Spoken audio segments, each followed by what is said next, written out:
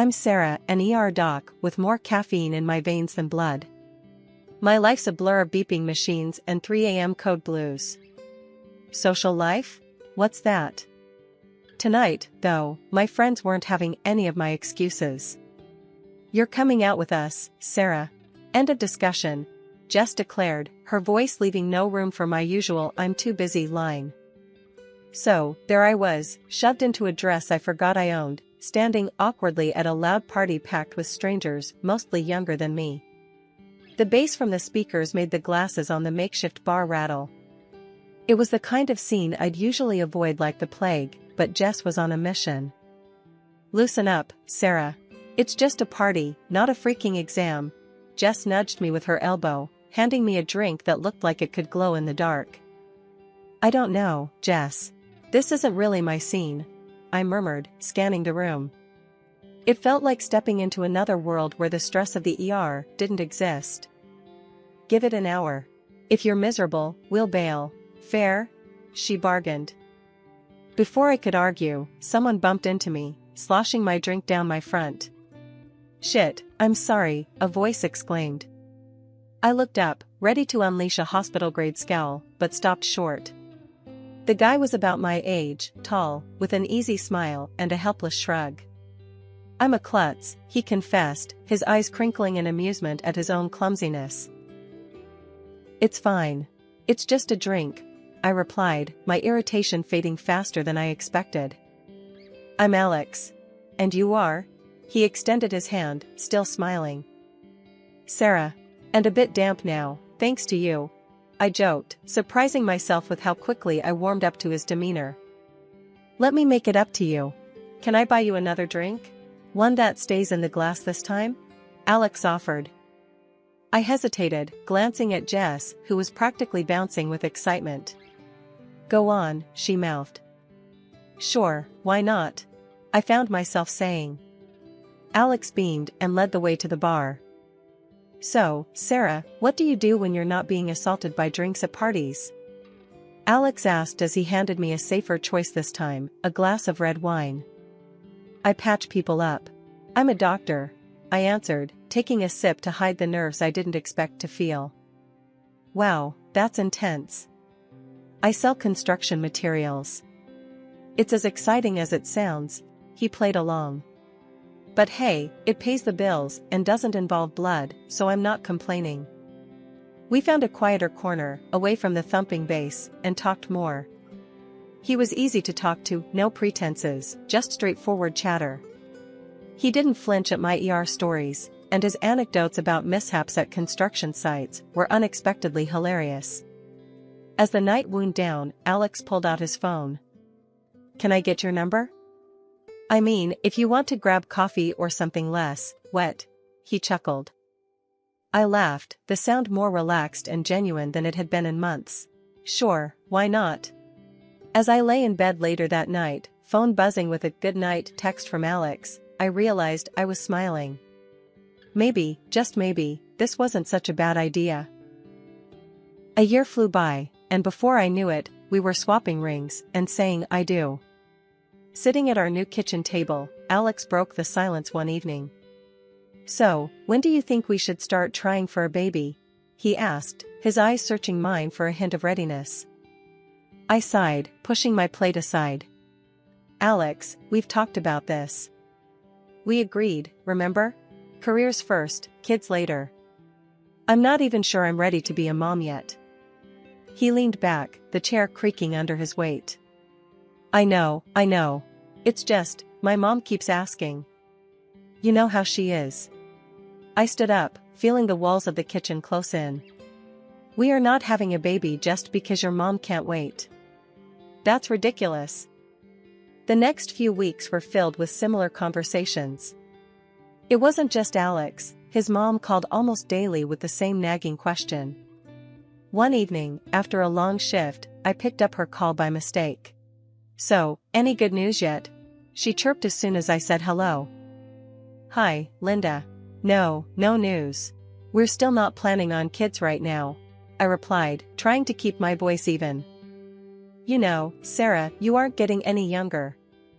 And Alex really wants to be a dad. You should think about your husband's needs too, Linda said, her voice stern and unwavering. I clenched my phone tighter.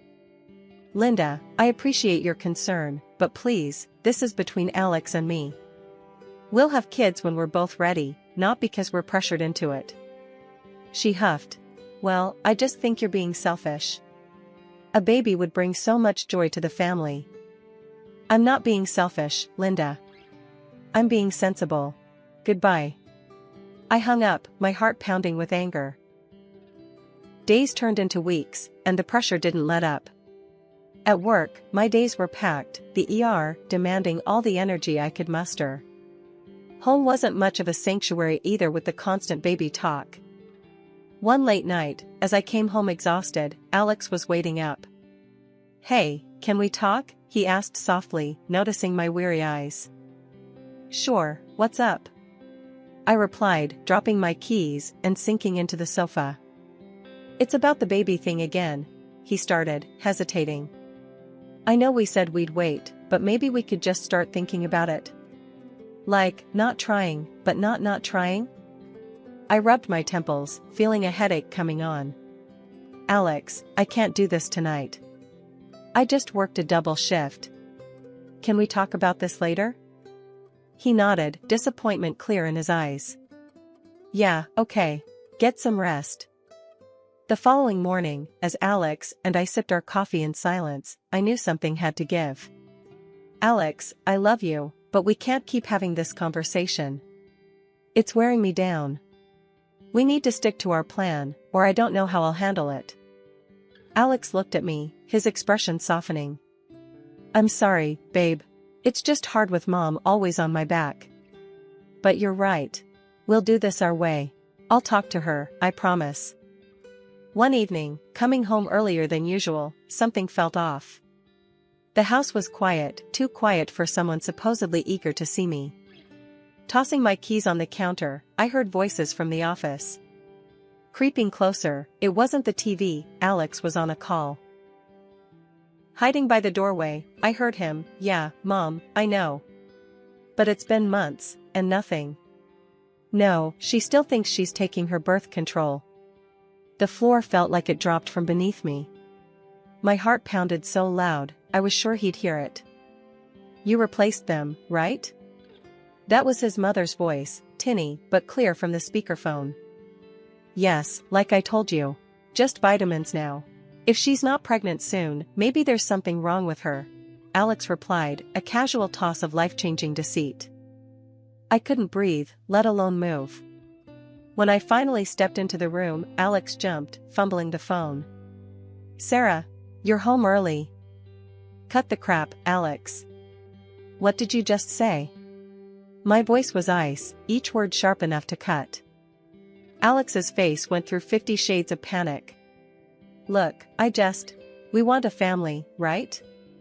And you said later, but later when? I thought maybe if things just started to happen, you'd. You messed with my meds, Alex? You played with my body like it's some kind of test run? I was screaming now, too loud, too raw. He tried to reach out, probably for comfort, but I slapped his hand away. Don't touch me. You and your mother plotted behind my back, treating me like I'm some broodmare? It's not like that, Sarah. It's just, I want a kid so bad. And Mom, she's always on about it. I thought if you got pregnant, you'd be happy. Happy? I was nearly breathless with rage. You decided to trick me into being happy? We need to calm down. Let's just sit and talk about this. We can fix it, Alex pleaded, his voice a mix of desperation and stupidity. There's nothing to fix, Alex. You broke us. You broke everything. I grabbed my coat, storming past him, his apologies just noise in the chaotic storm inside me. Family means everything to me, so despite the betrayal, I agreed to meet Alex halfway. We needed to clear up any doubts about our health, especially since he'd been messing with my birth control. We decided to get checked out at the clinic where I work, which made me feel a tad more in control of the situation. The day we went in for testing, the clinic was quiet, familiar. I felt my colleagues' curious eyes on us, but they respected my privacy.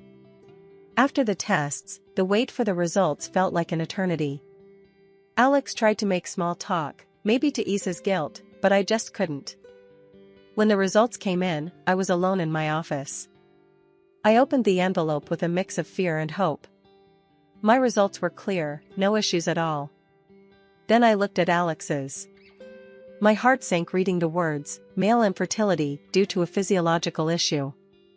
It meant that all along, the problem wasn't me, and all his accusations and manipulations were for nothing. I needed a second opinion, just to be absolutely sure.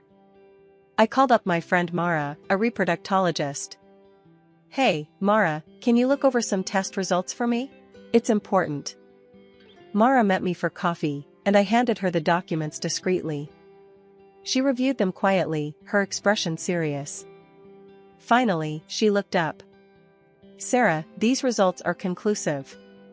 Alex can't father a child. I'm really sorry." The news was a relief and a weight all at once. I thanked her and walked back to the clinic in a daze. How was I supposed to break this to Alex?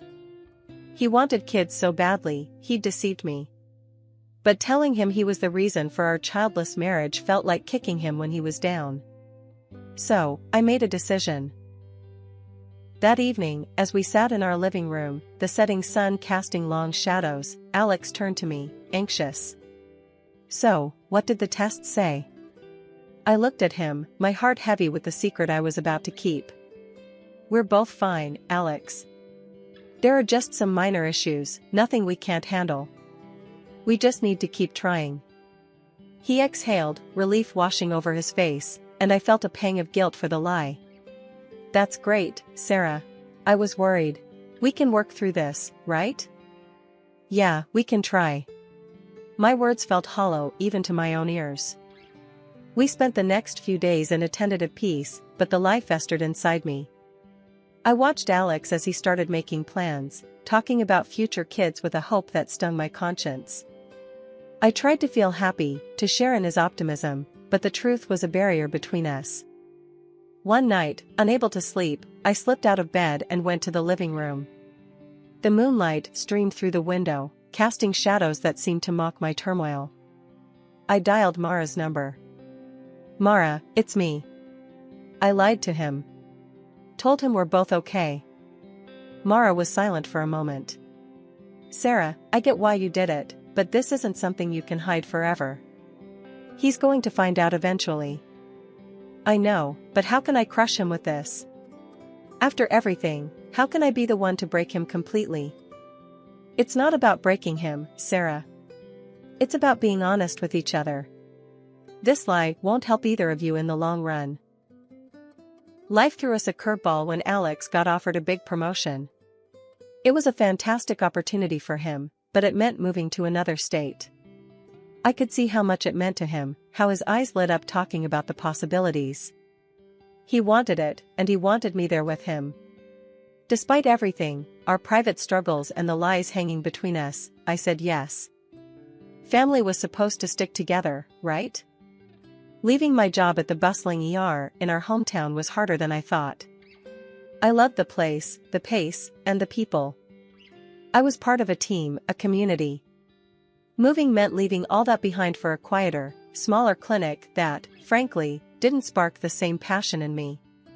But I kept these feelings to myself. Alex was riding high on his new job, and I didn't want to be the rain on his parade. Our new life in a new city was different. I landed a job at a private clinic. It was okay, but it lacked the adrenaline rush of my previous ER shifts. I missed my old colleagues and friends terribly. The move also took its toll on our personal life. Alex buried himself in his work, and the issues we skirted around, like the ticking bomb of our non-existent family planning, started to resurface, but differently this time. Every month, like clockwork, Alex's mom would ring him up to ask if there was any good news. I wasn't privy to their conversations, but I could see the change in Alex afterward. He grew more distant, more sullen. One evening, after one such call, he let it all out on me. "We're not getting any younger, Sarah. You're a doctor. Shouldn't you be able to sort this out? Figure something out? His words were like slaps, harsh and blaming. I was setting the table for dinner, and his words made me pause, hands trembling slightly. Alex, that's not fair. You know it's not that simple. He scoffed, tossing his phone on the couch. What's not fair is you not doing enough. Maybe if you were home more, instead of always at your new job, things might be different. That's not how it works, and you know it. Being at home more isn't going to change our situation. I shot back, frustration boiling over. His ignorance, or was it denial, about our real issues was maddening. He turned away, muttering something under his breath about how maybe a better doctor would have fixed it already. I wanted to scream, to tell him the truth about his own condition, but I bit my tongue. Telling him wouldn't just hurt him, it could shatter whatever was left of us. So, I swallowed the truth, along with my anger, and kept the peace. As the months turned into a year, and then two, the pattern continued. Alex started staying late at work, often going away on weekends. His excuse was always the same: I don't want to sit at home alone waiting for you to finish work. Each time he said it, it stung. It felt like an excuse, a way to avoid facing our reality together. I spent many nights alone, wondering if the gap between us was growing too wide to bridge. Our wedding anniversary was supposed to be a milestone, a celebration. I decided to make it special, despite the growing distance between Alex and me. I took a few days off, booked a cozy hotel, and planned a surprise dinner at one of the nicer restaurants in town, thinking maybe, just maybe, we could rekindle something. The day came, and I was a bundle of nerves, mixed with a bit of excitement. I left work early, got dressed up, and headed home to pick up Alex so we could start our evening together. But when I got there, the house was empty. No note, no text. Nothing. I called him, no answer.